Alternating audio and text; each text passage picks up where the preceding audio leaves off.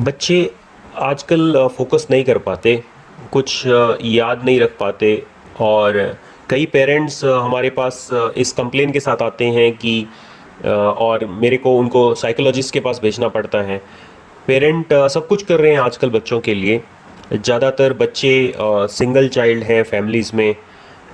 मुझे नहीं पता, पर ये एक पैटर्न बन चुका है। बच्चे डिसीज़न नहीं ले पाते और एक स्ट्रीम लेते हैं फिर छोड़ देते हैं और कहते हैं कि हम लोगों को ब्रेक लेना है, एक साल के बाद सोचेंगे। एग्ज़ाम से पहले हमेशा नर्वस रहते हैं, कॉन्फिडेंट नहीं होते। तो क्या खाने के बदलाव से ऐसे में हेल्प हो सकती है? यही एक ऐसी चीज़ है जिससे हेल्प हो सकती है। हालांकि कई फैक्टर्स हैं उसके पीछे, और मैं आपके प्रश्न का उत्तर थोड़ा डिटेल में दूंगा क्योंकि ये यंग जनरेशन के साथ लिंक्ड है। और रीज़न कई हैं। और सबसे बड़ा कारण है कि हम जितनी शुगर हम अपने बच्चों को दे रहे हैं, बच्चों के खून में लोड कर रहे हैं। सारा खाना जो बच्चों की प्लेट में जा रहा है वो शुगर से भरा हुआ है और वो इमीडिएटली ग्लूकोज बन जाता है। और ये एक्सेस ग्लूकोज या शुगर जो ब्लड में है, यही सबसे बड़ा कारण है इस इररिलेवेंट बिहेवियर का। ब्रेन को कंसंट्रेशन के लिए जो बायोकेमिकल प्रोसेसेस चाहिए वो बिल्कुल अलग हैं, और वो केमिकल प्रोसेसेस बिल्कुल अलग हैं। तो और वो बिल्कुल अलग हैं तो और ये सब पॉसिबल ही नहीं है अगर हमारे ब्लड में एक्सेस ग्लूकोज है। तो एंडोक्राइन जो सिस्टम है वो इस चीज़ को डील करने में लगा रहता है, और बाकी सारे फंक्शन जो हैं वो रुक जाते हैं इसी वजह से। और यही मेन कारण है। और भी बहुत सारे रीज़न हो सकते हैं जिसके कारण बच्चे बोलते हैं कि मुझे एक साल का ब्रेक चाहिए, डिसाइड करूँगा। क्योंकि हम बहुत सारे डाइवर्जन्स क्रिएट कर देते हैं इकोनॉमिक नॉलेज के नाम पर। और हम उनको टैबलेट्स दे रहे हैं, स्मार्टफोन्स दे रहे हैं, हम उनको लेके जाते हैं अलग अलग जगह पे, वाटर फन पार्क में लेके जाते हैं, और ये सब बर्गर पिज़्ज़ा वगैरह है। और इसी तरह के खाने को जो है बहुत ज़्यादा ग्लोरीफाइड और एक्स्ट्रॉर्डनरी दिखाया जाता है। हाँ बिल्कुल, यही यही मैं भी कहना चाह रहा हूँ। और ये सारे सराउंडिंग रीजंस हैं। मेन कारण ये है कि जो भी वो खाना खा रहे हैं वो शुगर से भरा हुआ है, चाहे वो पिज़्ज़ा हो, बर्गर हो, सभी चीज़ें। हालांकि वो स्पाइसी फूड खा रहे हैं, पर हर एक खाने में 40 ग्राम शुगर होती है। और इसके अलावा कई केमिकल्स होते हैं उसके अंदर। इसको टेस्टी बनाने के लिए वो केमिकल यूज़ किए जाते हैं। अगर आप इंडस्ट्रियल फूड्स की रेसिपीज़ देखोगे तो आपको पता चलेगा कि मिनिमम 40 ग्राम शुगर हर एक 250 ग्राम खाने में होती है जो हम कंज्यूम होते हैं, उसमें होती है। MSG होता है, कई केमिकल होते हैं, मिनिमम 8 केमिकल होते हैं।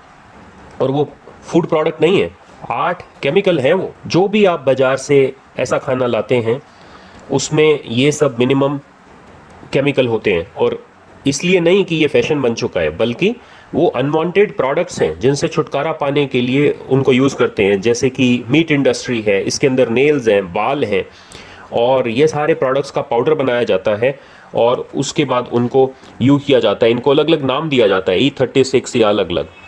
और ये सब फूड इंडस्ट्री को यूज़ करना मस्ट है क्योंकि उससे पैसा बनता है। सो फूड इंडस्ट्री बहुत बड़ी है, और ये सारी चीज़ें फिक्स क्वांटिटी में यूज़ करना मैंडेटरी है। ये सब अननेसेसरी है। और मैं इससे बहुत नाखुश हूँ इन सब चीज़ों से। क्योंकि सच में ये सब हमें फोर्स किया जा रहा है इन चीज़ों को यूज़ करने के लिए। जैसे कि मैरिज फंक्शन होता है, आप उसमें 200 मील्स ऑर्डर करते हैं, तो ये सब चीज़ें आपके खाने में आएंगी, चाहे आपको अच्छी लगे या ना लगे। तो यही कारण है कि हमारे बच्चे ऐसे बिहेव करते हैं। और वो ADHD की तरह बिहेव करते हैं, लेकिन वो एक्चुअली ADHD नहीं है। और ऐसा कंडीशन क्रिएट की जाती हैं। और इसका सोल्यूशन है घानी तेल, कच्ची घानी के तेल। पेरेंट्स बहुत इंटेलिजेंट हैं। हाँ, तो आपको लगता है कि वो इंटेलिजेंट है? अगर वो अगर वो इंटेलिजेंट होते तो बच्चे ऐसे नहीं होते, है ना? तो तो तो आंसर इज तेल। और आप 20 बच्चों को लें, जैसे ही वो आते हैं और उनको आप रोज़ जो 3 चम्मच जो है ये तेल दें हफ्ते में एक बार, और उसके बाद आप उनको हल्दी का कषायम दें, हर्बल ड्रिंक दें नेचुरल हल्दी का, उसको 3-4 मिनट उबालें, उसके बाद फिल्टर करके एक छोटे कप में गिलास में आप उनको दे सकते हैं, जैसे भी आपको ठीक लगे। और ये सारी चीज़ें कोई भी कर सकता है, और अगर आप नहीं कर सकते तो उनके पेरेंट्स को बोलिए कि बच्चों को स्कूल भेजने से पहले ये सब चीज़ें करके भेजें आप, और 3 हफ्ते में आप देखेंगे कि बच्चे बदल गए हैं बिल्कुल। और इस तरह की अंबाली आप बना सकते हैं, फर्मेंटेड पॉरेज बना सकते हैं। एक गिलास जो है, एक बड़ा कप जो है वो आप दे सकते हैं, आपके पेट को बहुत ज़्यादा हेल्प करता है। और बच्चों को ही नहीं, जितने भी लोग हैं आप सब लोग एक गिलास आप रोज पीजिए, और अलग अलग पी सकते हैं आप, और आप देखेंगे कि आप जो मर्जी खाएं और ये एम्प्टी स्टमक आप लें।